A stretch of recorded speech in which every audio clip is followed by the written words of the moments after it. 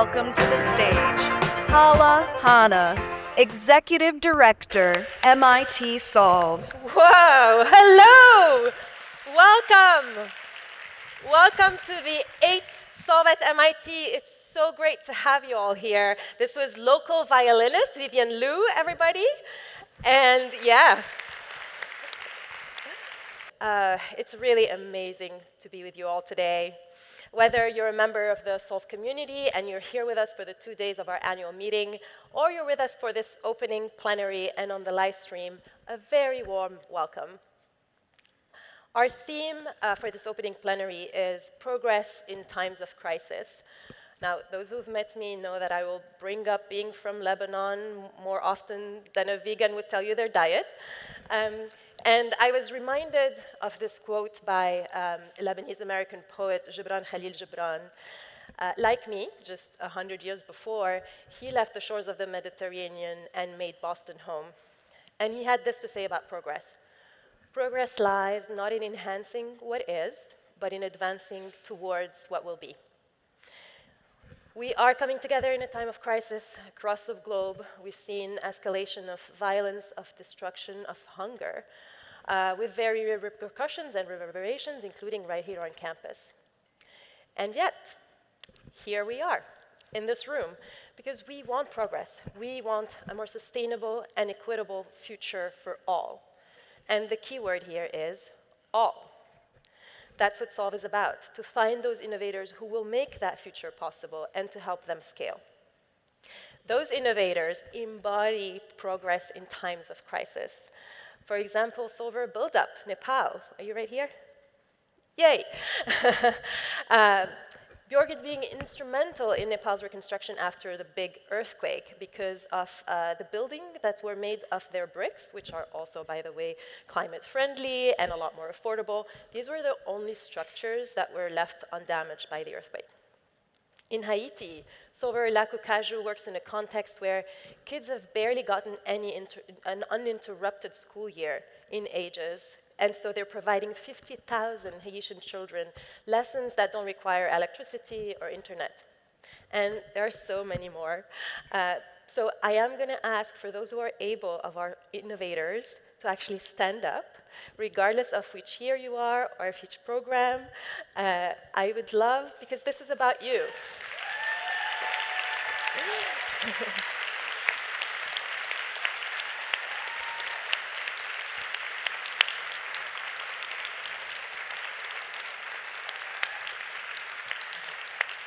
We have over 50 solvers and fellows and innovators with us today. They're coming from Turkey, Brazil, Cameroon, Egypt, a lot more. I'm so happy to have you here. You're the reason we do all this. We've now supported at Solve 300 innovators who are having tremendous impact on their communities right now. In fact, they're touching 260 million lives.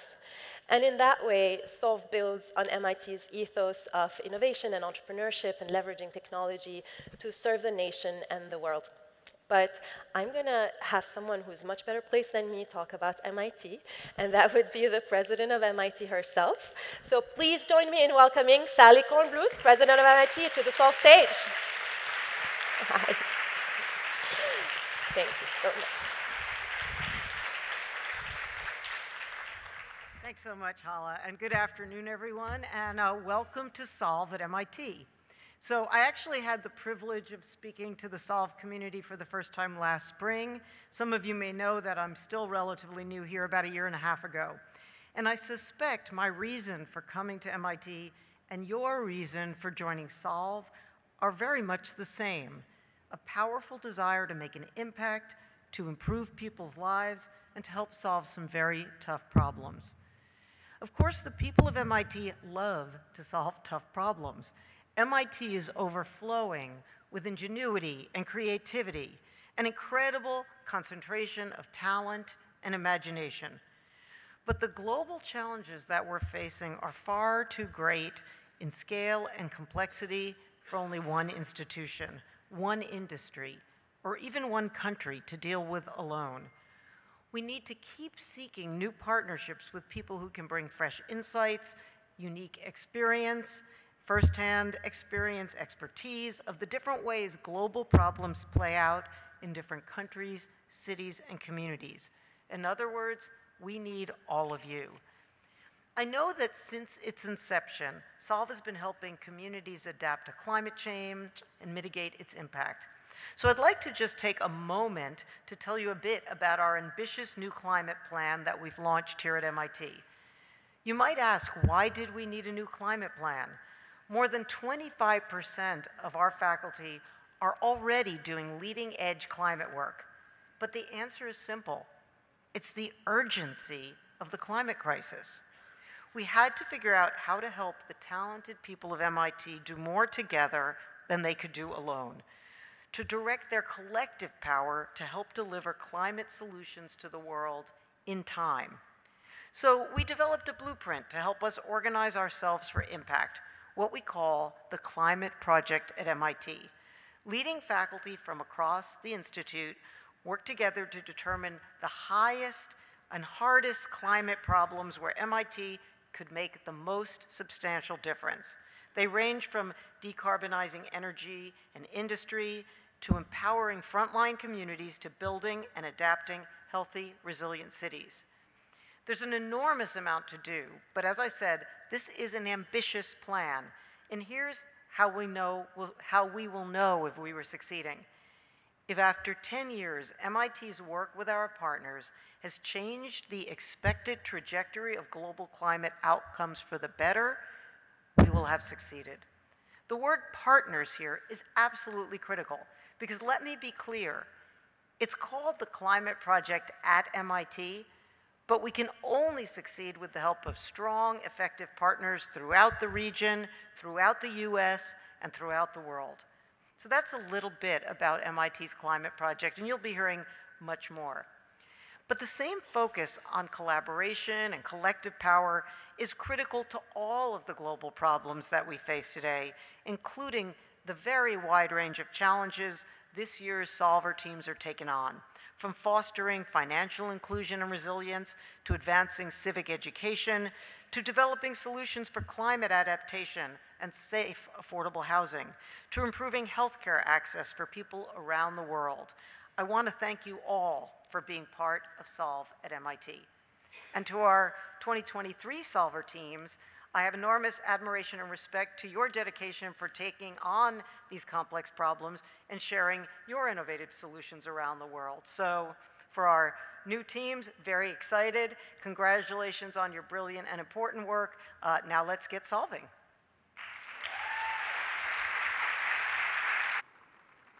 Thank you so much, Sally, for your words, for your presence, and for your support of our work. I do feel much better about the climate crisis now that MIT is getting involved. We have an incredible lineup for you, but I don't want to lose sight of the fact that the most important thing that happens at Solve is meeting each other. So I want to, let's take a moment and look around you and give the folks in your proximity a wave or a smile. Collectively, we are hundreds in this room from diverse industries and backgrounds and culture, united by our desire to make progress on these global challenges. And for almost 10 years, this has been Solve's mission. We've launched over 80 challenges to find solutions to address climate change and close equity gaps in health, wealth, and learning. Our platform has 20,000 applications from 180 countries. This is like 20,000 lights in a world that sometimes can feel dark. We have selected over 400 teams, but of course, selection is just the beginning. Our mission is to help them scale their impact. And scale doesn't happen without partnership. For every success story we tell, there is someone on the other end of it, opening their door, their network, and their checkbook. Because of course, the biggest catalyst of impact remains funding. And yet, we know that capital remains too concentrated geographically, topically, and to certain types of entrepreneurs. So often, the difference between survival and death of a great solution is the risk-taking of early supporters. And our solvers tell us all the time, I was about to quit, but this recognition made me stick it out, and now I'm over the hump. I've raised 28 million, I've tripled my revenue, I've hired my first employee. That's why we're here. Solve has mobilized over 70 million in funding to innovators and helped them get ready to raise a lot more. In fact, our for-profit solvers have collectively raised over $1 billion. It's working. To kick us off, please join me in welcoming Dr. Vanessa Kerry, Director General Special Envoy for Climate and Health, World Health Organization. Vanessa, thank you for being with us today. It's really, interesting. You come to this role after 20 years being focused on closing equity gaps in healthcare systems all over the world, and now you're in this first. It's the first time there is this envoy at the nexus of climate and health, which is a very good sign that we're starting to get it. But I'm interested in hearing from you. What's the most compelling part of this role? How does it all work?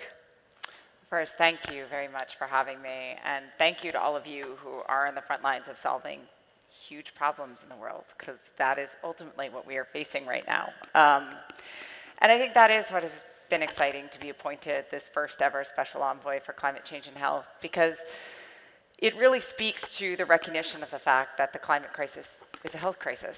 And the way that we are experiencing so much of the impacts of climate change is on our human health, whether it is directly through communicable diseases, whether it is through extreme weather events, extreme heat that is ruining our productivity, our ability to go to work, our ability to breathe, or it's indirectly, our mental health and wellness, migration, economics, and all these ways that it's hitting us.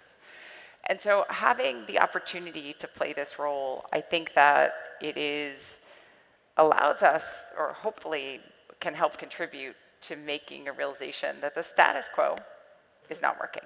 The way we've been approaching health, the way we've been approaching our well-being, the way we've been approaching our general survival on this earth and how we're in relationship is not working.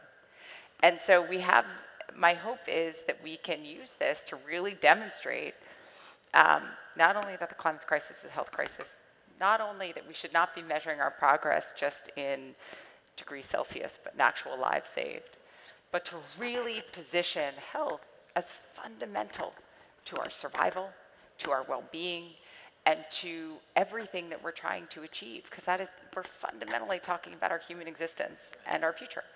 And that, I think, is the possibility of this.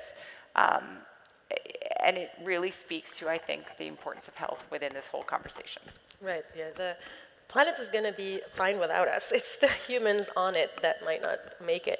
And I've heard you say, and you just said it, health is the human experience of climate change. And you've mentioned, it's women, it's migrants, it's those communities that have contributed the least to climate who are most vulnerable. I saw recently that women are 14 times more likely to suffer from the effects of climate change, not because of anything biological, but just because of the marginalization. And I'm curious to hear, if you can share a story from the front line about how those two things collide and how you've seen it play out in the communities where you do your work. No, without question.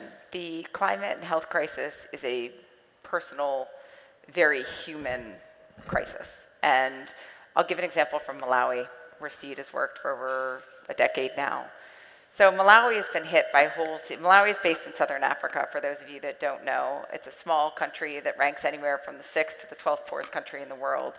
And it has been besieged by tropical storms that have been more intense, lasted longer, brought more rainfall, more turbulent weather, and more impact in the country. And so Cyclone Freddie, when it hit Malawi in the last couple of years, 1,000 people died, and over 500,000 people were directly impacted by the storm. It washed out bridges, it destroyed water sources, it ruined people's homes, houses, roads, access to care, access to food. And so in one district, the bridges were washed out, and it meant that the referral chain for pregnant women got broken down, literally because of the lack of infrastructure. And so a nurse midwife named Chancy Banda realized that if you're pregnant, births don't stop just because there's a tropical storm. High-risk pregnancies don't become low risk just because there's a tropical storm. And so she went to her local district office. She advocated for the fact that they had to open or make one of the district hospitals available for comprehensive and complex obstetrical care to save women and children's lives even in the wake of this. In fact, it turns out you're at higher risk of having a preterm or at-risk birth in the wake of a stress or a storm or something like that. And so the district then came to Saeed and asked us to help partner with them to stand up an entirely new comprehensive obstetrical care unit, which meant that we moved a comprehensive team of nurses, midwives, obstetricians, and anesthetists to be able to increase the access to C-section. We put in equipment. We built a whole new facility. And so while the bridges and the roads were getting built to the original facilities, women were able to be referred to this new facility that got stood up, was well-staffed, and really all on the resilience of a healthcare worker that was able to identify the problem and triage what needed to happen. And not one woman or child died who delivered at that new center as a result of the ability to provide those services.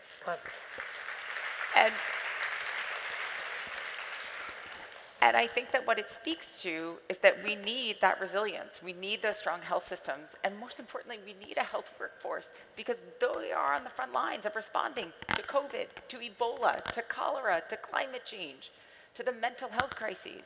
We have to be investing in this extraordinary moment with humanity, with humans who reach humans and are able to deliver that care. Yeah, I love that.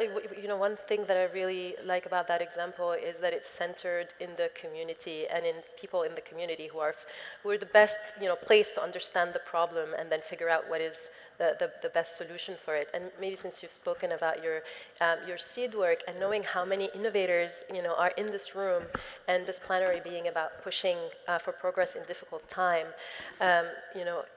WHO has had a busy 4 years responding to the coronavirus. Do you see potential for some of the lessons and capabilities that were built during that fight? Without question, COVID was a canary in the coal mine for this moment that we're in today and what we face from the impacts of climate change and health and the amount of, I think, what is coming down the pipeline. And what we learned in COVID was that, one, vulnerable communities were made more vulnerable and were left behind. We learned, two, that we do not prioritize our health and our well-being as a central function of our society, our economics, or our politics, or what we need for stable society and stable communities. And third, we have failed to really finally mount the investments in strong health systems and the workforce that fronts them.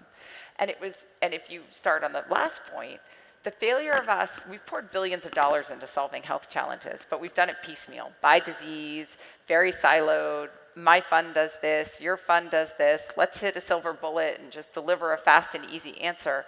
That's not going to be fast and easy, because as we found out in COVID, over 90% of countries actually had disruptions in clinical services and health delivery services during COVID because the health system wasn't strong enough to withstand the shock and to continue delivering the services. What that means is that somebody here probably lost somebody to cancer because they didn't get diagnosed, or somebody else had a health complication that didn't get dealt with, or we missed a vaccine that makes us vulnerable to the next outbreak. We also know that our world shut down with COVID. We saw it, driven almost entirely by a desire to protect our economics, protect our national security. It wasn't motivated on a sense of shared humanity and community and protecting one another's lives. And I think in climate change, it's not going to respect borders. It's not as though greenhouse gases get to the edge of where they're burning in whatever state and say, I'm not crossing the state line, or I'm not crossing, we're connected. So we have to understand that our well-being is in this moment, and that health is central to this, and that we have to think differently and not be driven by an economic bottom line in the same way, and not be driven by just sort of, am I going to get reelected, but really think about what our long-term survival is, because that's the fight that we are in today, is our survival. Right. And we can either sit down and accept it, or we can figure out, and this is where I'm relying on all of you as the solvers, is we can try to figure out what are the solutions to bring a different evidence to bear, to allow people to invest in the global public good, to allow people to invest in what is the moral right, but doing it in a way that everybody can understand how they benefit. And I think that is one of the challenges we face today, but a lesson that we can take from COVID without question. And I think just finally, the centrality of health as just being fundamental to everything we do. Right. Poor health drives migration. Poor health drives, you lose your income on a household level. We lose our GDP. I think there's a very different way for us to think, and I think we have to choose that path right now. Right. So if you had a magic wand, which one of the many, many things that need to happen would you pick? I think we need really bold leadership right now. I think we need leadership that is willing to really have the courage to make the right decisions that are not expedient, that are not short-term, but that are really invested in kind of a new way of multilateral collaboration, a new way of a value system that is really focused on health, education, and reducing equity gaps. And I think if we start there, it will blossom a lot of the other solutions and ability. But it's going to mean checking our ego at the door. It's going to mean asking some tough questions. It's going to mean partnering across sectors. And I think being willing to give a little to gain a lot. Right. Not able to give a lot. Well, speaking of good leaders, though, luckily we have lots of them here. We're not yet running for office, but you know, the Solve is all about supporting this early stage innovation. And you know, you yourself are an innovator between creating the Peace Corps for healthcare and training thousands of, you know, as you were saying, physicians and midwives and nurses in lower resource settings, and you're now in this newly created position. Like our solvers, you're working on these big, intractable problems. And you know, all of these will take more than our lifetime to solve. So what lessons can you offer to our innovators looking to drive change faster? I think number one, unfortunately, it can't take more than our lifetime to really see some strong and powerful change. We don't have that time right now. And that's not pessimistic. That should be ambitious for all of us and actually optimistic, because I guarantee you we have the wherewithal and the brain power to solve this, and a lot of it is in this room. I think my advice would be, number one, there's no ego in this. This is really about a shared experience and about how we come together to collaborate. This can't be about competition. This can't be about my idea being better than yours. This has to be about how we all rise up to bring the right solutions forward. I think that we have to remain optimistic and be willing to put in the sweat equity. You know, I've had a number of conversations with people wrestling over a really tough question, and I've had a lot of people tell me it can't be done or I'm thinking about it wrong, and I'm just going to keep talking to people until I solve what that is, right? Because if we don't solve some of these, if this tough question is solved, I think it could be really key to unlocking things. So I think the tenacity and the perseverance matters a lot. The humility to learn.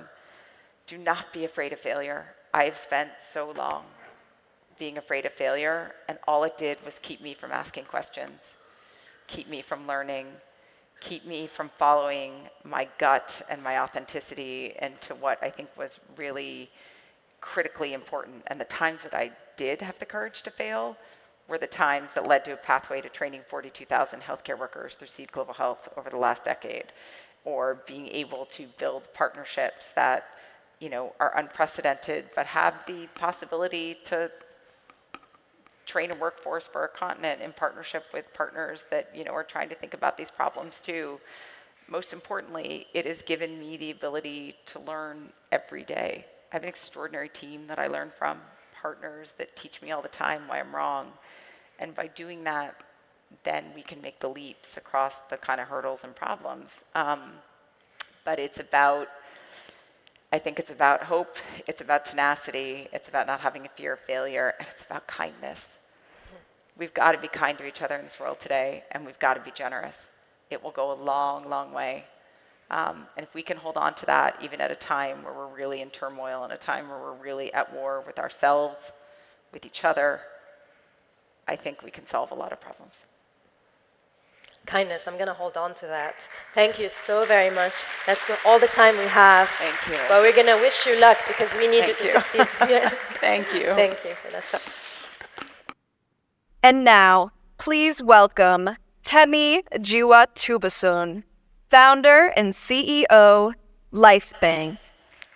Hi, everybody.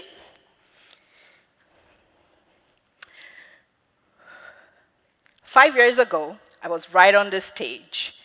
At that time, I was pitching an idea that I thought could really help save women across Africa. You see, let's say there's a nurse in a primary health center in Lagos, Nigeria. It's 3 a.m. This nurse has just delivered the most gorgeous little girl. A few hours later, the mom starts bleeding. This nurse is not quite sure where she's going to get the blood, the medical supplies she needs to save this mother's life. This problem is a large problem, and it exists across Africa. The lack of access to blood really causes significant amount of mortality. But it's a simple problem. So 5 years ago, my co-founder and I sat together, and we came up with this idea. And the idea is to match supply to demand. While I was pitching Life Bank at Solve in 2017, we were in 2 cities, Lagos and Abuja. We were moving just blood. Today, with the support of this incredible community, we now operate across 11 cities in Nigeria, Kenya, and Ethiopia. And we match supply to the demand for blood, medical oxygen, medical consumables, PPE, and medical equipment. We've had incredible support and partnerships from people that are part of this community, from MSD for Mothers to Johnson & Johnson Foundation, to Skoll Foundation, and to the Gates Foundation. We've built incredible innovation using blockchain to track supplies of medical supplies and building a blood container, a blood bank in a container. Today, we serve over 96 million people and work in over 2,000 hospitals, really solving this problem. But we don't want to stop there. Our goal is to reach the 1.2 billion people across Africa who desperately need good healthcare. You see, we believe at Life Bank that primary healthcare is the foundation of a healthier society, and that a healthy society can participate in the global conversation. And we know that solving this issue is absolutely critical, and making sure that innovation can reach primary health center at the last mile. So while our innovation already works in cities across Africa, in Nigeria, in Kenya, and in Ethiopia, we are yet to get to the last mile, where most of Africa get access to health. Today, I'm excited to announce our new product called OneBox. OneBox uses predictive technology to ensure that supplies get to the hands of the hospitals in last-mile rural communities.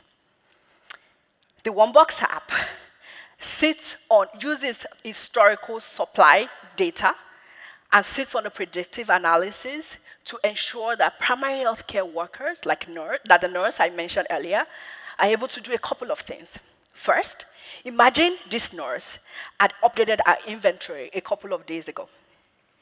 And imagine that she tapped on the app and saw what she needed to order. And she had ordered it just 24 hours ago. And imagine that she has actually made that request and it's delivered into the hospital. In that moment, at 3 a.m., she doesn't need to call anyone because what she needs is already right there, at her hands. OneBox is already working in over 120 primary health centers in northern Nigeria, and we are excited to do more. This application is so simple to use. With just a few taps, you're able to update your inventory, get your prediction, and access to the supplies that you need. It's important to note that Life Bank believes that primary health centers are the center of healthcare. And if we're going to solve this global challenge that COVID has shown us, we must build technology and place this agile, accessible technology into the hands of the people who matter the most. Thank you so much, and we're just getting started. Please welcome Desiree Plata, Associate Professor of Civil and Environmental Engineering, MIT. Today, economic growth depends on carbon dioxide emissions. Prosperous nations emit 10 times as much carbon dioxide per person per year as less prosperous nations do. And historically, the only way we've moved between these lines is through geopolitical restructuring or enormous development. We can sit here today and entertain the fantasy that coal-based energy is going away, But I can tell you that that is not the reality. In India and China, coal is critical to the individual's access to be able to develop. It's critical to their access to energy. It's critical to their access to prosperity. In order to meet their energy needs, they are reliant on coal. And furthermore, coal supports an infrastructure like the train system in India, where the subsidies from coal transport discount the rate of passenger transportation. 5 million people are directly or indirectly employed by the coal industry, and another 23 million rely on that train infrastructure to get them to work each day. What happens when that goes away? And who decides? Because of this, nations are not decarbonizing their energy infrastructure, but instead doubling down on coal. And this is the inevitability that we are faced with. The Intergovernmental Panel on Climate Change projects that carbon dioxide emissions are going to stay high for the lifetime of everybody in this room. And in order for us to meet those 1.5 and 2 degrees centigrade targets, we not only have to revolutionize our energy systems, but also be drawing carbon dioxide equivalents out of the atmosphere. We have to do this on the order of 13 billion metric tons annually by 2050. Now that's the size of the coal industry, the natural gas industry, and the oil industry all combined. And they had 150 years to scale, and we've got to do it before this year's graduates get to their mid-career crises.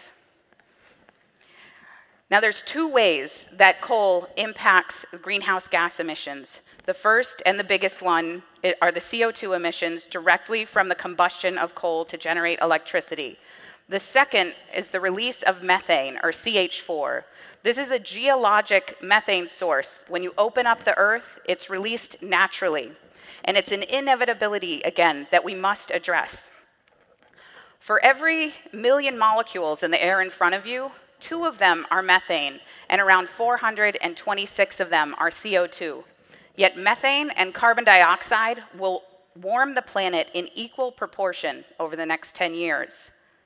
The other important distinctions that I want you to remember about these 2 greenhouse gases are that CO2 is long-lived and tends to be emitted in concentrated sources, whereas methane is short-lived and tends to be emitted in dilute fashion, even at these coal mines.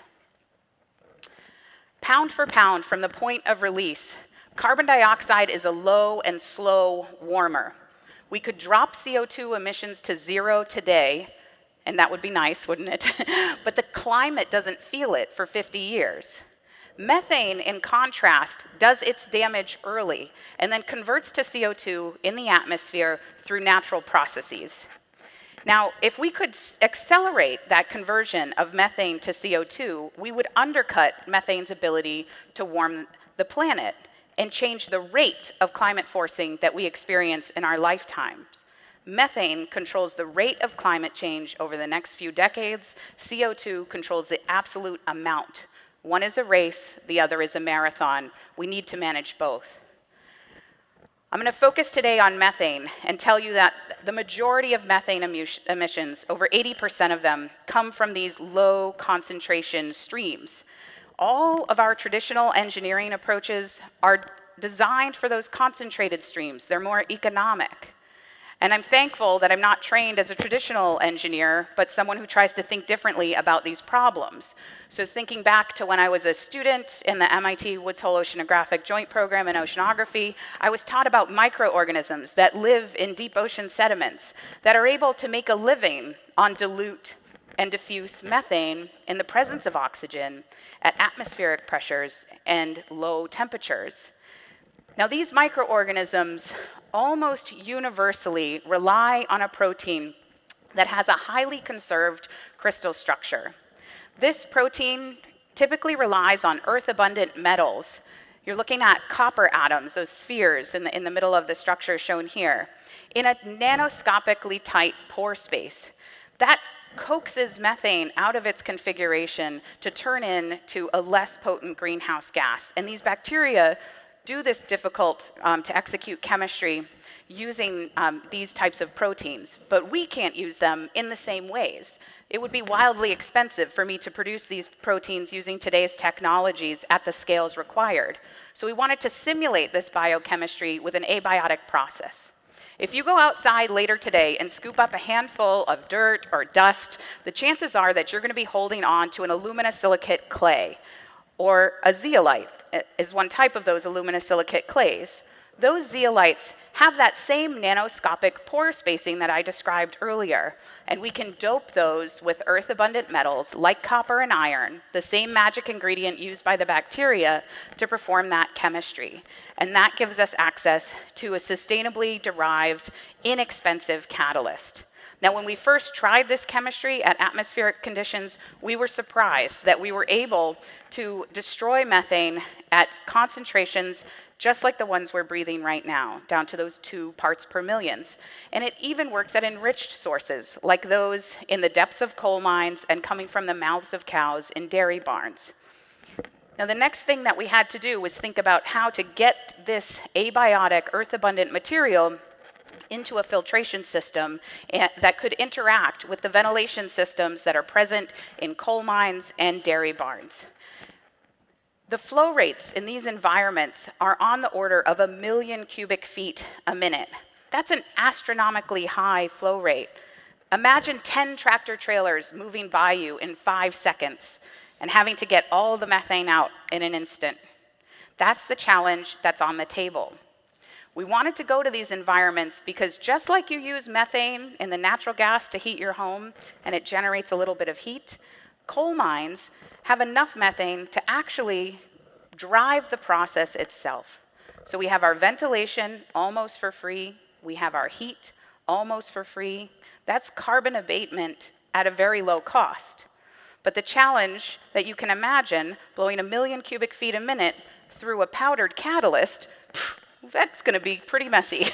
So we've spent the last few years trying to structure this material into something that can tolerate those high flow rates. Here I'm showing catalyst pellets, and here I'm showing a zeolite monolith, a honeycomb structure very similar to what's found in the catalytic converter of a combustion engine vehicle. Now, the video that you're watching is a 3D printer developed by our friends at Desktop Metals, another MIT spin-out. You've heard of 3D printing for plastics. You've heard of 3D printing for metals. This is 3D printing for ceramic materials. It's a really new innovation. And this video was actually taken at a BMW manufacturing facility where the scale of 3D printing of these ceramics is the size of your car engine. And that is critically needed in order to lower the cost of these materials and be able to produce them fast enough and at a scale that can impact the levels of planetary change that we'll experience in the next 20 years. We're really excited about this development, and we're driving hard to get it into the market by 2030. If we could do this at just half of the world's coal mines, it would instantaneously stop the accumulation of methane in the atmosphere. That would allow the Earth to catch breath and recover, and maybe even start moving in the direction that we need to go. In order to realize this vision, we founded a company called MoxAir. MoxAir is devoted to methane emissions reduction, not just in coal, but in other sectors. We can abate carbon for very low rates of $5 to $15 a ton CO2, 21 kilowatt hours as opposed to 2,100 kilowatt hours per ton CO2 equivalent by competing technologies. And it could potentially remove around 500 million gigatons annually in this application alone. And that's a $12.5 billion market if you can sell those carbon credits for a mere $25 a ton CO2. That would be transformative. That would be a carbon drawdown economy. If we could get this technology deployed to reduce just half of anthropogenic methane emissions, it would save 0.5 degree warming by 2100. That's 0.5 degree of the 1.5 discussed by governments all over the world today. And so one of my favorite things about being an MIT professor is that my students ask themselves, what brings me joy? What are my talents? How can I make the world a better place for other people? I want all of you to ask yourself those same questions today and imagine what you might be able to do to lift up societies, restore the climate, and generate a carbon drawdown economy. Thank you. And now, please welcome Ken Moore, Chief Innovation Officer, MasterCard, and Will Knight, Senior Writer, Wired. Ken, welcome to Solve. Thank you. So, this is a pretty unique event, and when people think of solving the world's big problems and the various pillars of Solve, they might not immediately think of, I'm going to call it a payments company, you can tell me why it's not, but they might not immediately think of MasterCard. Tell us why they should. Sure. So first of all, sincere thank you. I'm really excited to be in a room like this. Why MasterCard? I think there's a couple of different reasons. I think what we're trying to be and what we're trying to do as a company will speak to a lot of the solutions and the problems that you're going to talk about today. And I'll explain what I mean by that in a second. The second part of it is we're a very innovative company, and we've learned a lot of hard lessons in being a very innovative company. So I think there might be a part of this as well, which is what are the lessons that we've learned that will turn an idea in this room into ultimately a successful company that does some meaningful role in addressing some of the real challenges that are out there. So I think it's those two things. If I can expand on the first, the word card in MasterCard is very misleading. It is a big part of our past, and it represents a significant portion of our present. But as we go into the future, it becomes less and less. And that's not that we're backing away from cards. It's in fact that we have a huge diversity of businesses that are in identity, not just identity of people and of things, but of medicines and devices. It's also, we have large businesses in sustainability. We have businesses in ESG. We'll talk about some of those. We have businesses in cybersecurity, so protecting people from bad things happening to them. And yes, we do the payment stuff as well. So the word MasterCard itself is misleading. At its heart, what we are is a global network that connects 3 billion people, 200 governments, over 100 million merchants, and 25,000 banks and financial institutions around the world. That's what we are, and that's a little bit of why I'm here, to help find the connections that will allow us to open that up to solve some of the problems where we see synergies with this room. Great. Okay, we can get into a bit more of that. So you run a project, the Signals project, where you're looking to the future, which is interesting for me. I try and see what's going to happen next. What do you see on the horizon that is really going to be significant, maybe especially to the people in this room? Sure. So I'm a technologist and a psychologist by background. We'll talk about that some other time. But what really interests me, and I ground myself as a practical innovator. What does that mean? I try not to get lost in the hype and the hysteria of things, and I get very grounded in where's value really being realized. So when I kind of look out at the moment, I see maybe 10, 12 really, in the world of commerce, the world in which I operate, I see 10 or 12 really impactful technologies, from privacy enhancing technologies, all the different forms of AI, from traditional to generative to quantum AI. I see quantum computing, mixed reality platforms. And at its heart, actually, really what I see is technologies that are individually important, but collectively come together to have an outsized impact. And sometimes solutions are not necessarily created through the application of one technology.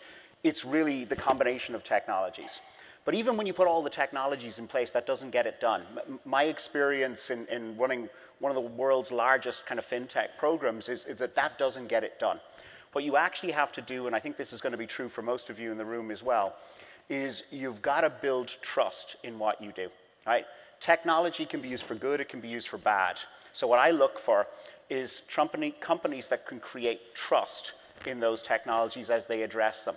Because ultimately, trust is sensed by consumers, it's sensed by governments, it will eventually be regulated. But it's what gives consumers and businesses the conviction to adapt your solution, because they know you're doing it in the right way. So trust is really what I look for when I look across that broad set of technologies. Okay, well, let's dive into, you mentioned AI, that's what I cover, and it's kind of the elephant in the room, right? Everybody is trying to do stuff with generative AI. I know you are as a company. Yes. Tell us a bit about what's going on there, and also, maybe you can speak a little bit to the issues around, inclusivity, equity, and how the technology stands to potentially, change the balance of power if we're not careful. That is a big question. So there's a lot of parts to that. So how do I think about AI? Let me relate it to this room. It's easy to relate it to the corporate world, but let me relate it to this room. I think AI, let's just group all AI into the one term AI and not get hung up on machine learning versus generative. But if you take AI overall and you're a small and medium-sized enterprise or you're a mid-market kind of, but perhaps local player, what does AI do? Couple of things. It allows you to reset your productivity baseline. What I mean by that is you've got a cost to compete today. And through the application of AI across all of your different internal functions, over time, you can reset that competitive baseline by about 10 to 20%. That is massive. That gives you the capital to invest in the new. So I think for SMEs, that's really, really important. It will not surprise you that a company like ours, we've made a commitment to financially include 1 billion people into the formal digital and financial economy and 50 million businesses. Now, we're actually coming up on those targets already, so we're a long way there. But some of the tools, therefore, as a result that we're building, for instance, a small and medium-sized company starting out is going to struggle to pay a CFO. They're not going to have a marketing officer. How do they tell stories and how do they communicate on channels on which their prospective buyers are listening? They probably struggle with that. So we're building tools that use generative AI to basically create the equivalent, the co-pilots, the CFO co-pilot, the chief marketing officer co-pilot to help an SME really succeed. Yeah, so just to zero in, those are great examples of how generative AI can help businesses and maybe improve productivity. One of the themes, one of the topics at MIT that economists like David Autor will talk about is that the impact of AI is going to depend on how we use it. Yeah. So you could just automate everything, but you were telling me before that you're not doing that, and maybe you can talk about why that is an important thing for companies to try. Yeah, it's a great point. So we process about 150 billion transactions every single year, and what is the one thing that we do in that? We create trust, right? And we create trust, and our brand stands for trust. Security, interoperability, consumers are controlling what we do. And we take the same principles, the desire to create trust, into generative AI, into AI more broadly.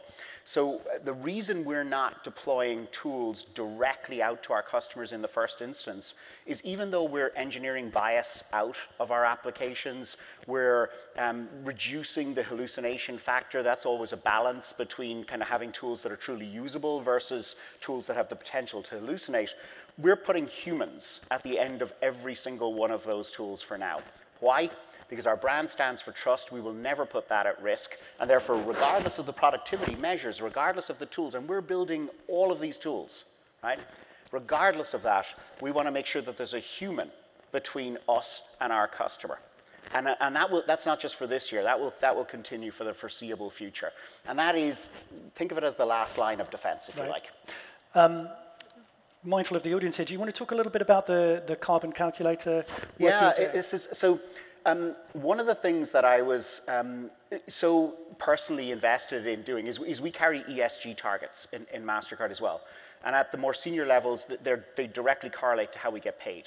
So we really believe that, for financial and digital inclusivity to work, it's got to work for everyone. So we've put that into play in the company. We've put targets in against it. And we talk about them publicly, and our pay varies depending on how we do against those. So we've targets around sustainability, targets around inclusivity, targets around diversity, and we publicize all those things. So that's like doing well, but doing good. Like we mean what we say. It's really central in the company. But where that led us is, what do we have?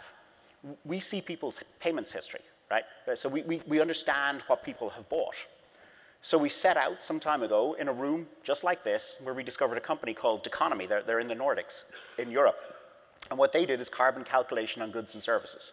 So they could tell you that an Adidas top was likely made in whatever country it was made, and you've bought it in a certain country. I know that because I can see the purchase history.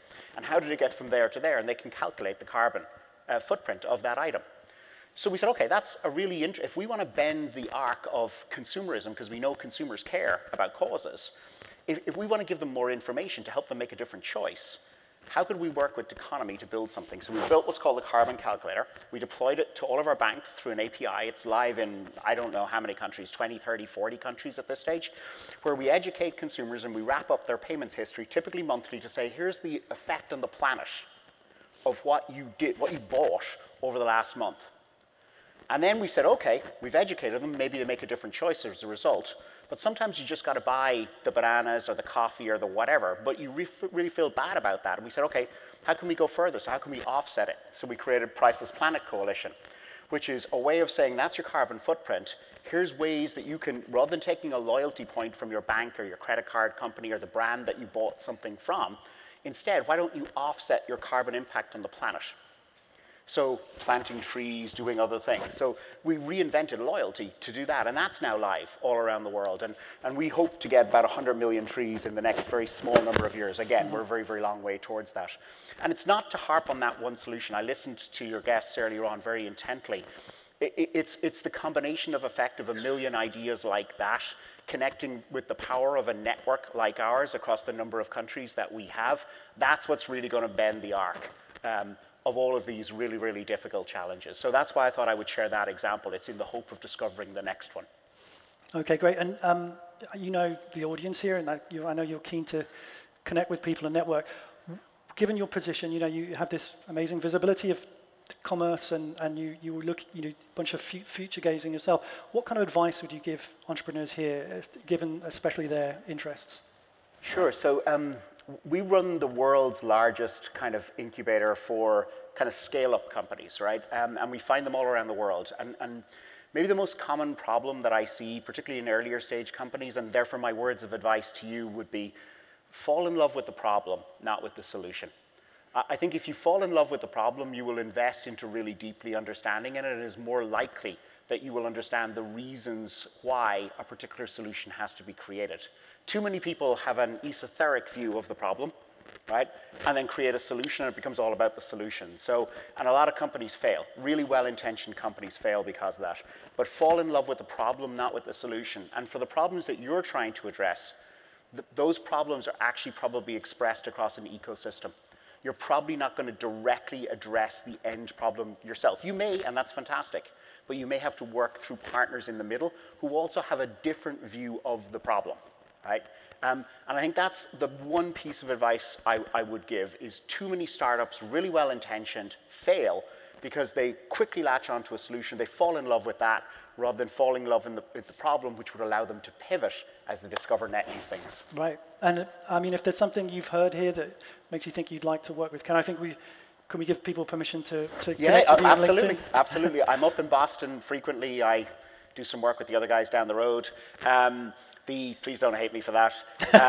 I meant what I said. My reason for wanting to be here is we are partner orientated. We realized that my dad told me years ago, and I realized lately that he's right on so many things, and that hurts me to say. But he said, no matter who you are, the smartest people work for somebody else. And I really like that. And it's a reason why I'm in a room like this. There's a lot of very, very smart people here. When you understand the challenges and the problems and you feel that our network effect can be helpful at the right point in time in your business, come talk to us, come find us. So hit me up on LinkedIn. That's probably the easiest channel to find me. And I'd love to chat. Okay, great. Well, we're out of time. Thanks very much, Ken. Please join me in giving a round of applause. All right, thanks. Great job. Please welcome Jessica Hicklin, Chief Technology Officer, Unlocked Labs. Hi, I'm Jessica Hicklin, CTO and co-founder at Unlock Labs. Unlock Labs is a tech nonprofit focused on a better justice system built from the inside out. You know, if you had asked me 3 years ago if I could imagine myself being on stage at Solve, I'd have said no, because I was still in prison. At 16, I went to prison on a life without parole sentence. Locked away in the Potosi Correctional Center, Missouri's death row prison, I had no access to formal education. Even after a landmark Supreme Court case gave me the opportunity to come home, I left prison after 26 years without a single formal education experience. Unfortunately, this part of my story is the norm. In the United States, 3 out of 5 incarcerated adults are functionally illiterate. 7 out of 10 do not have a high school diploma. and less than 6% have access to higher education. As an unsurprising result, 83% of those released from prison will be rearrested within 10 years. This does not have to be a reality. Research shows that by investing in access to education, we could nearly eliminate the likelihood of rearrest. You know, I've lived this problem firsthand. When I was incarcerated, I was so frustrated by my lack of access to education that I took matters into my own hands. I taught myself to code without the internet, and with my peers, built Unlock Ed. Unlock Ed is an innovative, open-source digital education platform designed specifically for corrections environments, with a focus on making corrections evidence-based and data-driven. Now, if you're like me, the first time I heard the phrase evidence-based, data-driven corrections, I said, that sounds really neat. What in the heck does that mean? So let's see if I can make it a little more concrete. Mo is one of our current platform users in Sing Sing prison. Like Mo, I've had many opportunities to talk to him. Because Unlock Ed is available to Mo, we've been able to increase his access to education and rehabilitation programs. While Mo participates in those programs, Unlock Ed is gathering data that can be used to intelligently decarcerate him by properly implementing parole and earned credit release laws. As Mo returns to his community, Unlock Ed's data can be correlated with his success so that we can figure out what programs actually supported his successful return. And more importantly to Mo himself, when he goes to future employers, he'll have a comprehensive record of his achievements that he can provide to say, I am skilled and employable, I'm ready to join the workforce. This is our model. We take justice-impacted technologists like Corey, seen here. We train, empower, and employ them. You know, they've lived closest to the problem, and now, in partnership with industry experts on our team, they're part of the solution. Unlock Ed is stable, deployed in the field, and actively supporting 3,000 incarcerated learners. We're on track over the next year to reach 10,000. More importantly, with more than 20 states as thought partners, we're well on our way to building a national education infrastructure for prisons. Unlock Labs is more than just a tech nonprofit, though. We are a community looking to build a better world for all. Now, with the help of Solve, our community has gotten a little bigger. Today, I'm going to ask you guys to join the Unlock Labs community. And together, let's build a better justice system from the inside out. Thank you.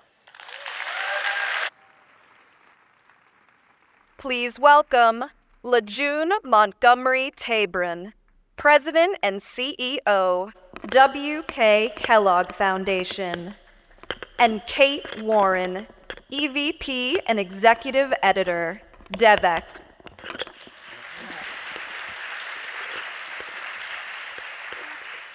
Hi, everyone. I am so excited to be at my first Solve. I believe this is your first Solve, too. Mine as right, well. This is great. Been really inspiring conversations so far. So something that struck me is several of the speakers before have been talking about how we really need to do systemic, drastic change to approach the challenges that are ahead of us. And I want to talk a little bit about Kellogg Foundation's theory of change. So you work with children and families in many parts of the world, including Illinois, Hawaii, Brazil, different indigenous communities, Haiti, Kenya, Sierra Leone, list goes on. And you have a theory of change that really focuses on long-term investment, community-driven solutions, and really focusing on the root causes of inequity.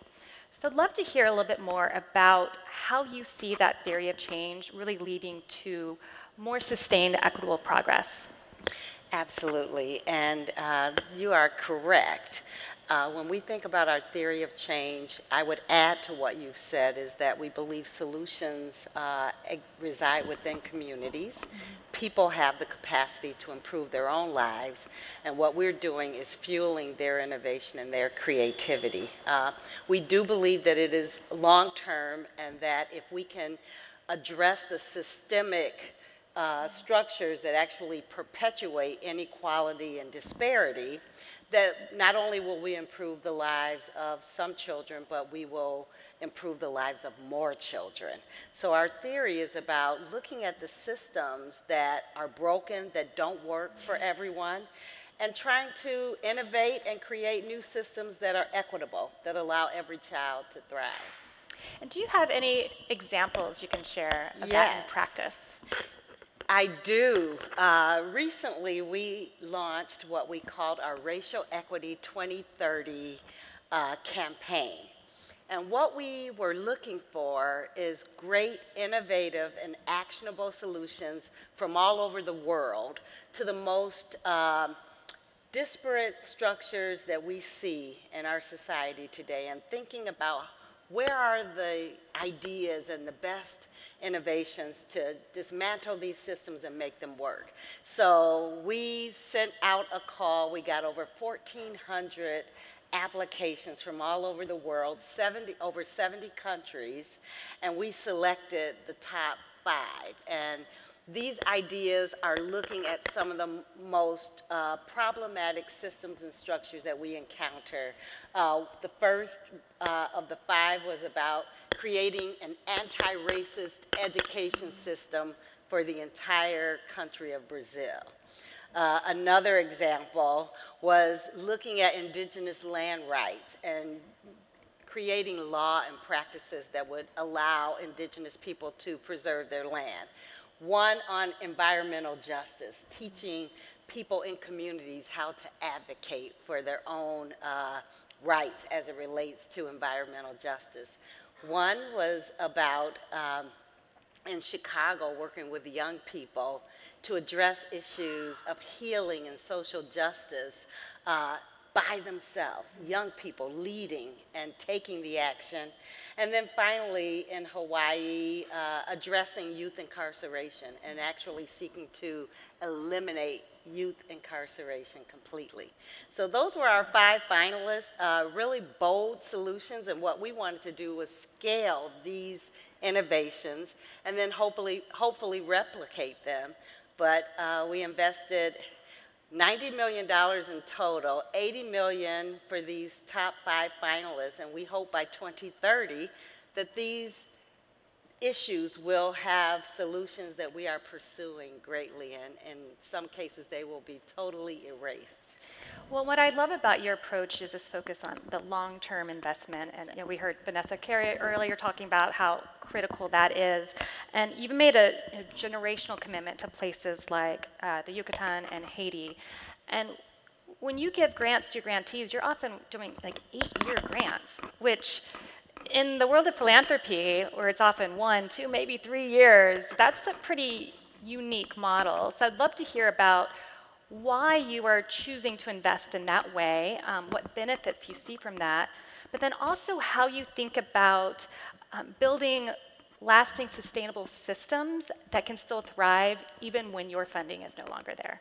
Absolutely, and we always think about sustainability, but we learned a lot from our grantees, and we know that if they're spending half their year fundraising, and if they don't know how they're going to be sustained as they pursue these very complex problems, that we're not getting the best of our organizations. They have issues with staffing. These are real organizations, and they're operating on very limited resources. So we want to be the fuel that keeps them moving and keeps them going. And so, one, when we go into a community, when we name them a priority place, we say it's for a generation, because we don't want communities to think, how long is this philanthropy going to be here? Because that's not, that's insecurity, and in some ways we want to be the partner in community. We want them to know that we're going to be there, and that we want to be a thought partner, not only a funder, but someone that cares deeply about the community. And whenever we name a priority place, we name national people from the place to lead the work. So we're trying to work alongside our grantee partners and our communities. So that's the issue of the generational commitment. It's about trust building, and we know that in this work you have to build trust. And then finally, on the issue of sustainability, the way we work is all about sustainability. Our DNA is really focused on building leadership, so we look and support great leadership in communities, which we heard is desperately needed these days. We also look for community engagement because we know that sustainability happens within the leaders and within the people in the community. And then finally, as we mentioned earlier, we look at issues of racial equity and we support racial healing, because at the end of the day, we really have to break down these barriers and these systems that perpetuate inequality. And we have to focus, as you mentioned, on the root cause of those. And the leaders in the community and the people in the community have the agency and the passion and the resolve to take down these systems once they understand how they perpetuate inequality. So speaking of leadership, you've been, I think you celebrate 37 years with Kellogg, 10 years as CEO, so yes. Amazing, congratulations. Thank you. So when you look back in that sweep of time that you've been there, I think right now it feels very dire, right? It feels like everything's going wrong. It's a little scary, it's a little overwhelming. I would love to hear kind of how you think about that and putting it in context of the work you've been doing over these years. Do you feel like we are really at an unprecedented moment? And if so, how is that adapting your leadership style? But also maybe, are there some things out there that are happening? I think we talked a little bit about these opportunities and spots of hope out there that maybe is not quite as dire as often the headlines portray it to be. Right, so, almost 4 decades in one institution is an interesting journey that I've been on. And part of my hope comes from the transformation that I've encountered within the organization that I now lead. Over these decades, our focus has been, how do you practice what you preach? Mm-hmm. And our own organization had to take a journey around how do we build community from within to give us the credibility to then build community throughout the world. So our organization went from, when I arrived there in 1987, not a very diverse organization, pretty traditional structures that maybe weren't serving everyone. And over this time, we've transformed ourselves from the inside out. I became the first African-American woman leader in the organization. Amazing. And that was part of the journey. And we've continued to think about what it actually takes to lead this work with authenticity. And part of that has been, my own journey and how I think organizations and leaders need to take the lead and actually have a vision about what the future could be. Yeah. And, that's your second part of the question, what gives me hope? One, I have hope because we've done it. We've seen it. And we've seen this transformation all over the world as we encounter our work in communities.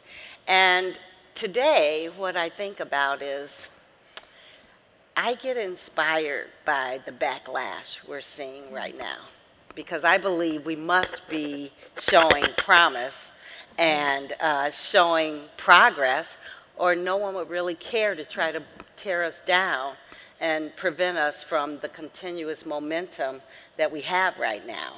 So I get inspired by the challenges before us, but I do believe we are continuing to identify great innovation and ways to make sure at the end of the day that every child and every family has an opportunity to thrive. And we have to create these opportunities in order for our nation and the world to thrive. And we're seeing the connection and seeing allies show up who understand that this is our shared fate. And so you have, you released a tool that kind of charts out, gives a roadmap for leaders on how to navigate all kinds of scenarios, climate crisis, growing conflict, and growing division, generative AI, all these things that are changing. So I'd love to just maybe give us a few highlights from that roadmap. What would you like to see in 10 years? What are a few things that excite you about that plan? Yes, thank you. And we partnered with the Institute for the Future, and we've created what we call this, the map of the future. And we call it Lighting Up the Future for Children. And the way we derived this map was through a listening process where we listened all over the world, across all of our grantee populations. We had one-on-one convenings, we had virtual convenings, but at the end of the day, we listened to them and we taught them practices of forecasting and future thinking, right? And then from all of this work, they identified what they think were the signals for the future that we should be aware of today that should help guide our work. And one example, one that I really appreciate, was called systemic othering. And so now we know that our structures and our systems don't serve everyone. And think about systems being created with that same bias, but with the speed of technology. And where now we have disparities, that could be amplified just through technology. The biases would create, and more people would have health outcomes that are not equitable, education outcomes that are not equitable, et cetera. So, you know, that's what they call, you know, a signal of what we should be thinking about as we think about the future. So then I get really excited about some work that's already happening to reverse that trend. And we have a grantee that's working on what they call a local voices network, where we are allowing people to share stories and connect so that people are not, through technology, dehumanized. And instead, they're learning stories from others and creating empathy around what others may experience that they may not have the context to understand. So, you know, to think you can use AI for good and begin to build the anecdote for some of the systemic bias that may be created in the future. Well, I love your tip to practice what you preach, and so hopefully everyone in the room is doing that in the work they do. But Lejun, thank you so much for your time today. Thank you, I appreciate it, and thank you for having me here. Thank you. Please welcome His Excellency Saeed Al Nazari, Secretary General, Great Arab Mines. Hello. I'll do a little thing here. So nice to see you, Excellency. Nice to see you. Thank you so much. So I want to talk to you about your Great Arab Mines, which I was really excited to learn about for our conversation. And this is really your mission to invest in intellectual capital, finding these great, brilliant minds out there in the Arab region that can really help push and propel social progress. And you've had a career that is focused on developing, recognizing, and supporting leaders. So I'd love to hear just more about how come you are pursuing this leadership approach to really solving some of the social challenges we're discussing today. I think if we gamify what MIT Solve is working on, and somehow if we meant to design a survival game where we solve the world's biggest challenges, the ideal location for that would be the Middle East. Living in a region filled with conflicts over the past 200 years, continuous conflicts, instability, harsh weather, many different opinions on what is a social progress. Your ultimate solution is, your survival solution is to actually build leaders and build characters that can turn this day-to-day problems and day-to-day challenges into solutions. We in the Middle East, that is our day-to-day business, how to turn challenges into solutions. And one aspect is to basically how to lift up the whole generation to look at hope and believe in hope, that they can actually design a better future for themselves, their families, and their communities. And one way to do so is by role models. Looking at the Arab world in terms of history, going back hundreds of years ago, you will find every single Arab proud of his history, of the depth of advancements in science, in engineering, in medicine, algebra, al-Khwarizmi, the names of most of the stars in the sky, the advancements in medicine, the advancements in engineering, the advancements in the technology we use today, many goes back to the years where we call the golden age of the Arab world, where we had people like Al-Khwarizmi and many others invent and explore and research about many scientific contributions. Yes, we are proud of that era of our history, but then we shouldn't be stuck there. What we need the most currently is to actually have more living role models. One thing you would notice many people in many areas in the whole world sadly goes into is that we value people when it's a bit too late, when we lose people, when we somehow recognize that their contributions, their research, their advancement was worthy to recognize. It's hard to design memorials, it's hard to write articles, it's hard to do research when we had the opportunity to recognize them when they were alive and around us in our communities. That's something we want to make sure that we do that homework of recognition. And that's why we have the Great Arab Minds, to actually celebrate our living great minds in physics, in chemistry, in science, in engineering, in technology, and have them as the brightest and the most visible role models to generations to come. And how do you think about leveraging these great minds from all the different backgrounds you just described to really be able to lead in a moment of crisis and to help build resilience in communities, whether it's in the Arab region or globally? How are you thinking about connecting those leaders to being able to solve some of these problems? So the first step is actually to ensure that they are not hidden gems anymore in our societies. Mm-hmm. We ensure we turn them into the most visible gems. If you look at numbers worldwide, and I have conducted many surveys with young people on how many role models they can name in physics, in chemistry, in engineering, in technology, in arts and design. Very limited.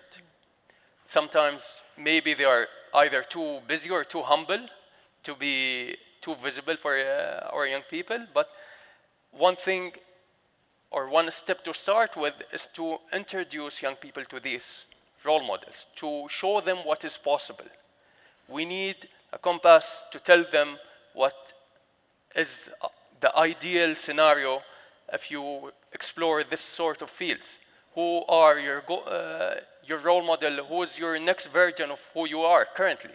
And that's how we have started. We asked universities, we asked communities in the whole Arab world to actually nominate people to be part of the Great Arab Minds community. Within 1 year time, we have the biggest ever database of nominees in the Arab world. These people are philosophers, these people are authors, entrepreneurs, innovators. We created a network where they can actually work together. We created a network where we made science hot again.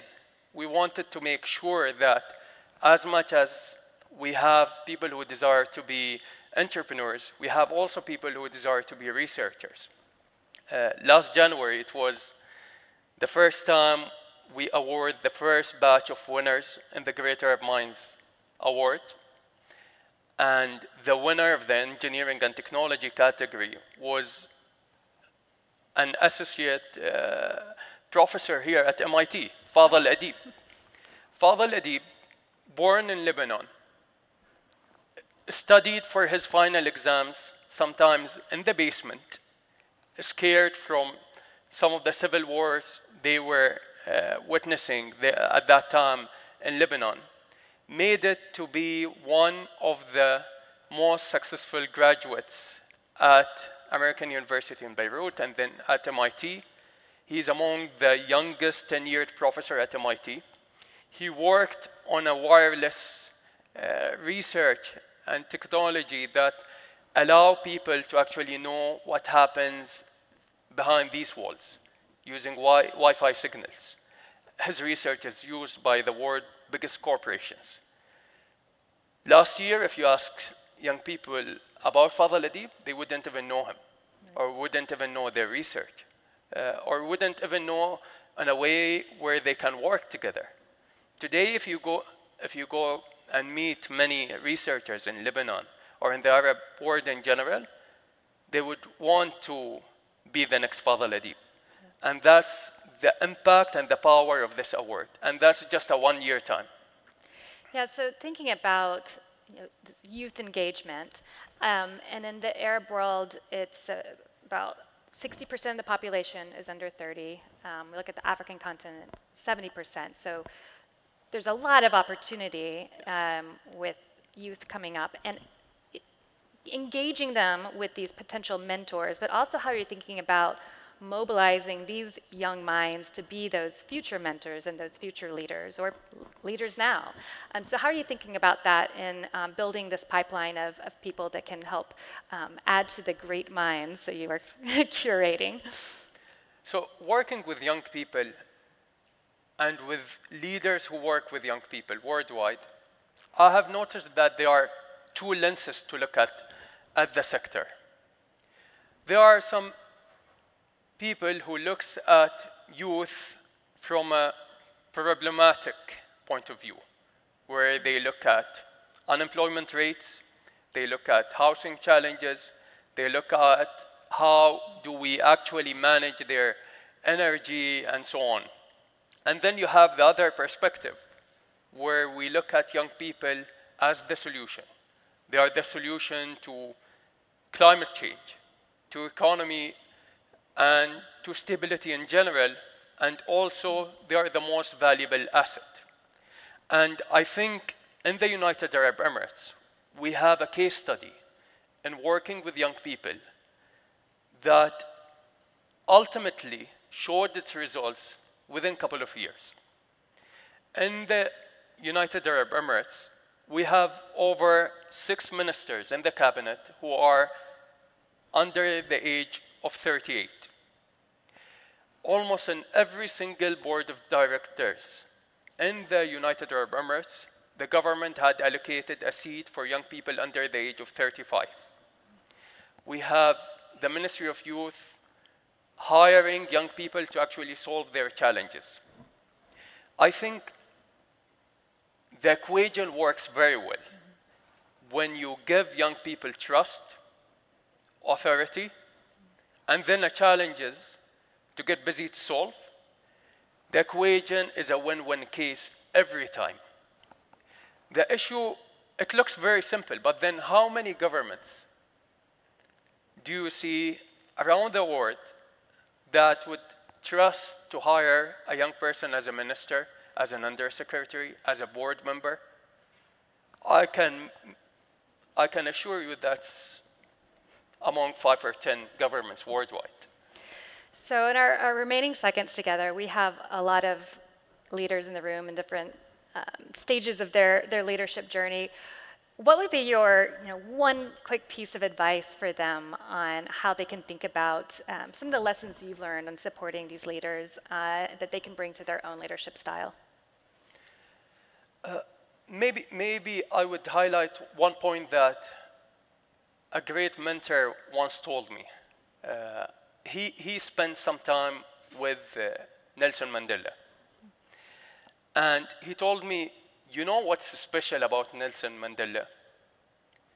It is his shining eyes. It is the spark in his eyes. The spark that tells you right away when you look at him in his eyes that he is capable of changing the whole world. That he believes with passion in whatever he's doing and in the vision that he has for himself and for his community. And working with many leaders in the region and worldwide, I noticed that the most successful leaders are the people who have that spark in their eyes, that they have a deep belief that they can actually turn their dreams into reality. And to simplify what leadership is, I think the moment you change people's life, the moment you lift up people, and the moment you invest in them and help them find their capabilities, their possibilities, is the moment you would easily notice that spark in their eyes.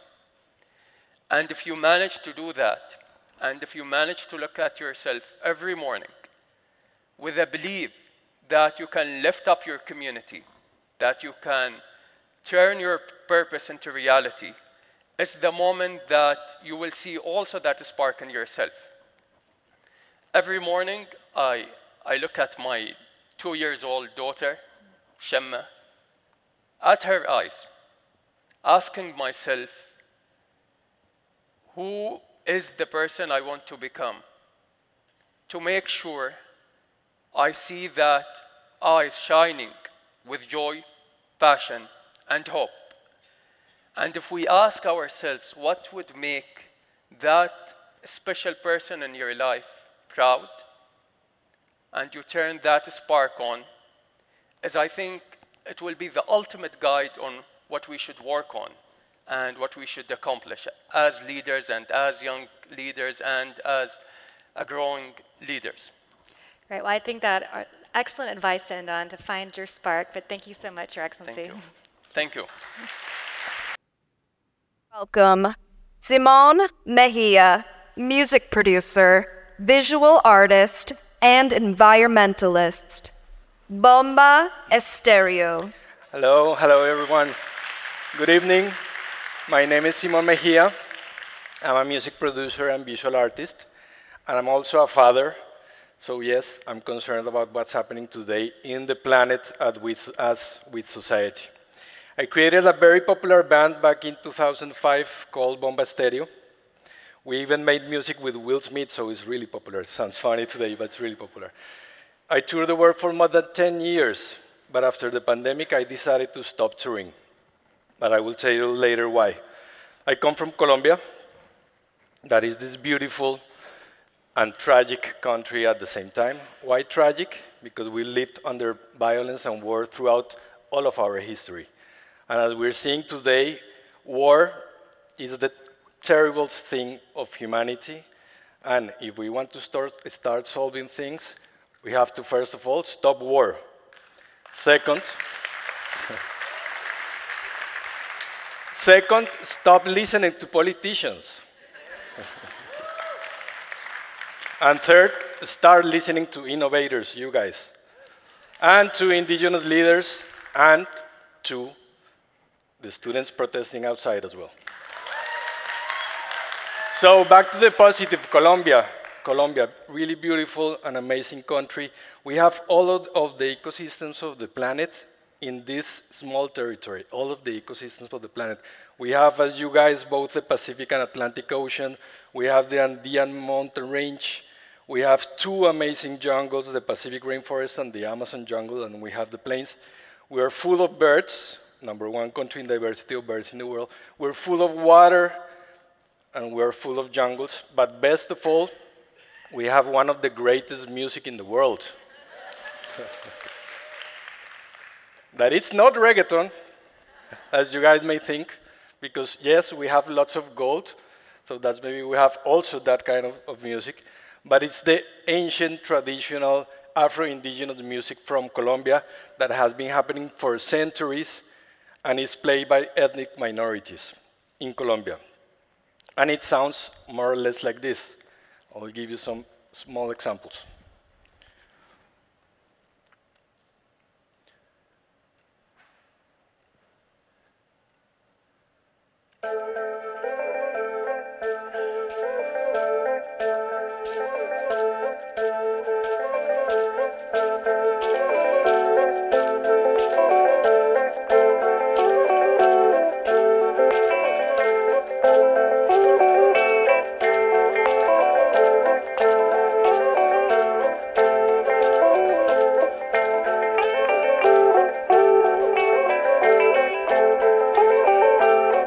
Number one.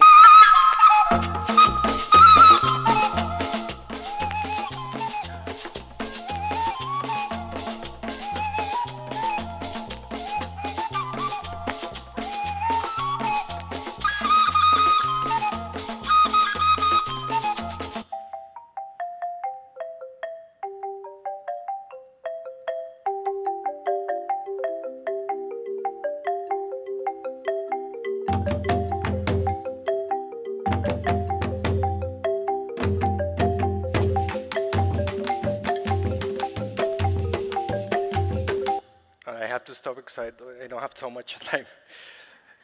So this music I came to realize very late in my career that is a music that has inspired not only me, but Bomba Estéreo and many artists all around the world, and in Colombia, of course.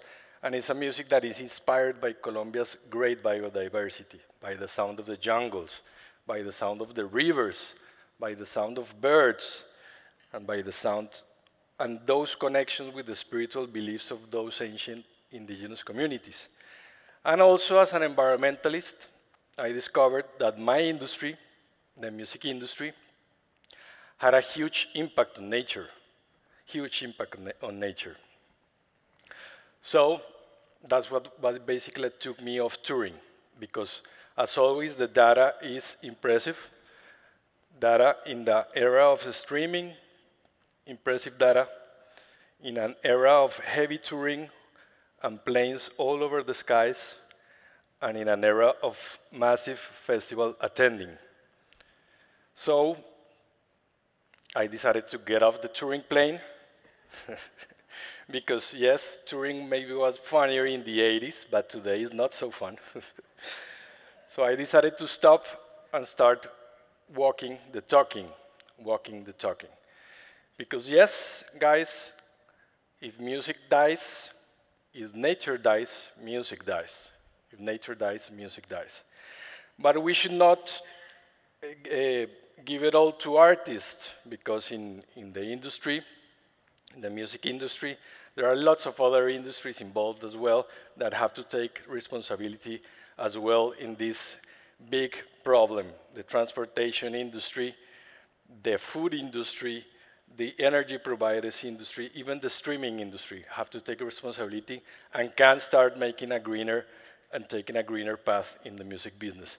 But I decided to walk the talk, take action, and during the pandemic, I started a musical project that is called Monte, that translates to jungle in Colombia.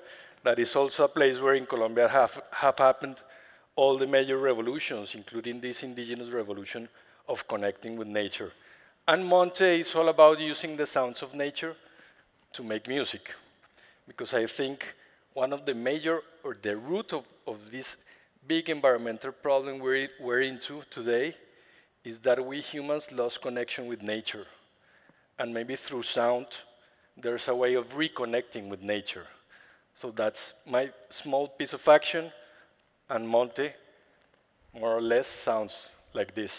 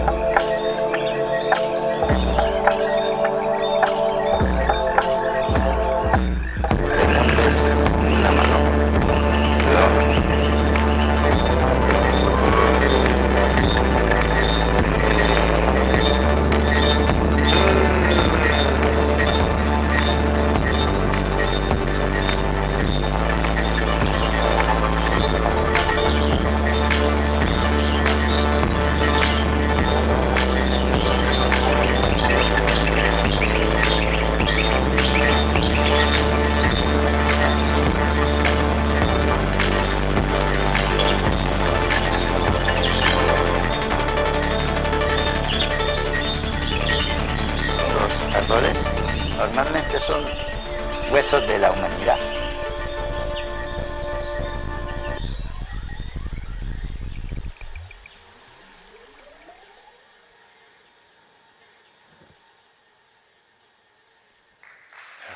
Thank you.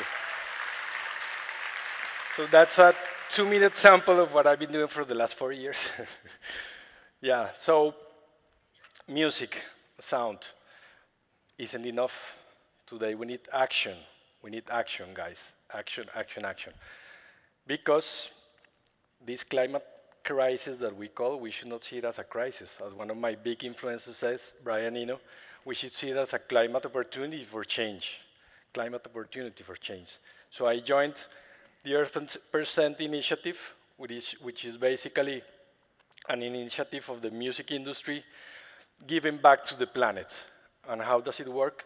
Us artists give 1% of our musical revenue back to the oldest and newest artist of all, that is the Earth, that is nature.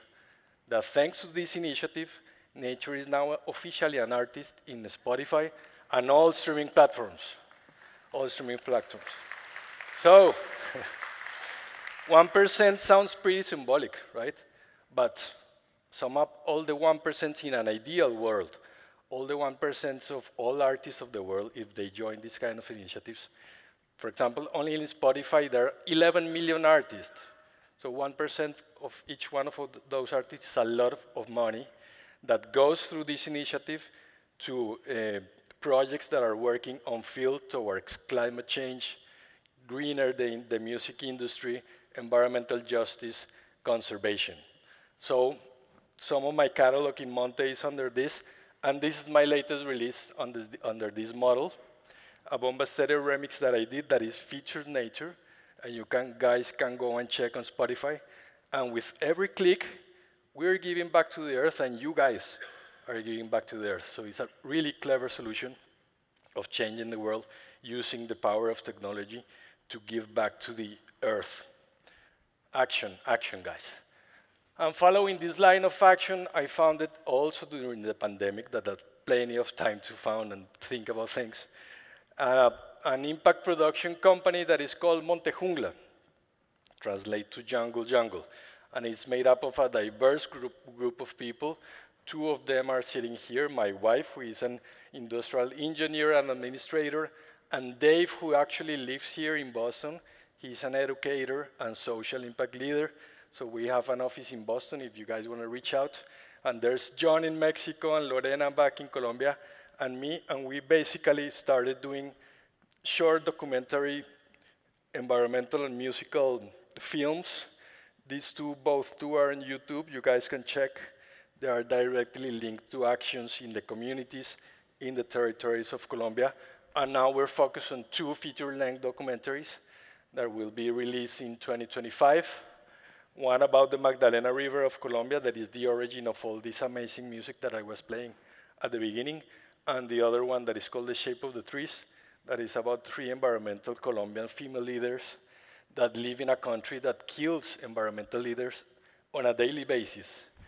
These two documentaries are going to be linked to two very beautiful impact campaigns that will work with the communities involved in the films towards education process, cultural and artistic process, and conservation of their territories. And because yes, after walking all this path and walking the talking, I'm truly convinced that today we need to impact first and then entertain, not the opposite. Entertainment should be a celebration of an achieved impact, not the opposite.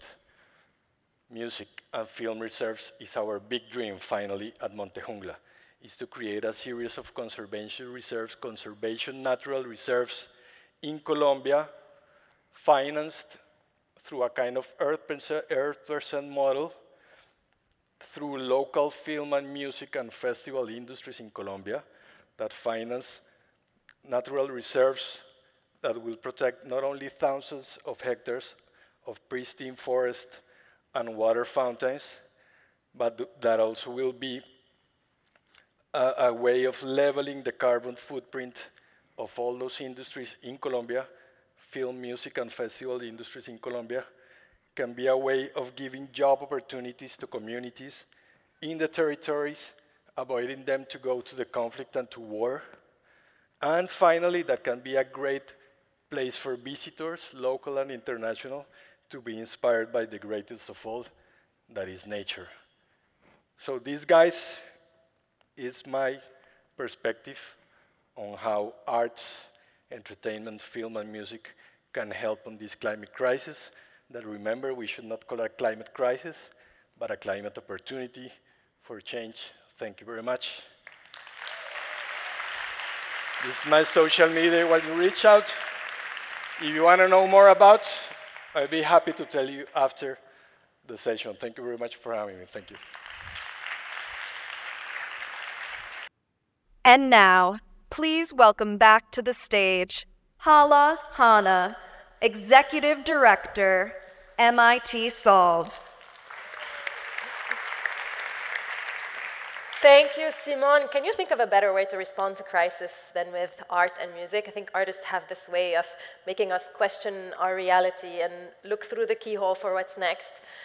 The issues we've discussed, we're facing can be as stubborn as racial inequity, as devastating as war, as all-encompassing as climate. But we wanted to show some leaders who are here driving progress despite the unpredictability of the crises. And whether from the vantage point of the big institutions that they represent, or also as our solvers and early-stage innovators. Thank the many amazing sponsors who make this work possible. And I'm going to leave you to it. Thank you so, so much. I'll see you out there. Thank you.